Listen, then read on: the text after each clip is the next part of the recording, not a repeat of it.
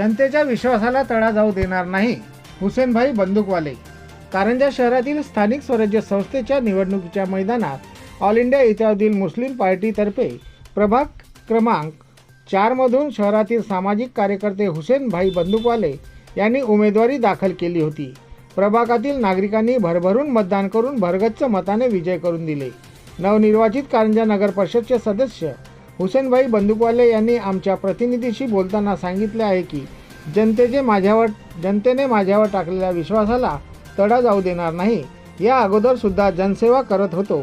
यानंतर दुपट्टीने जनतेच्या सेवेत 24 तास हजर राहणार.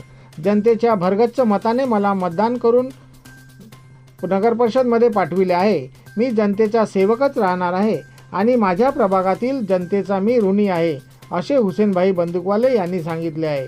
वसीम खान, वाशिम 24 न्यूज.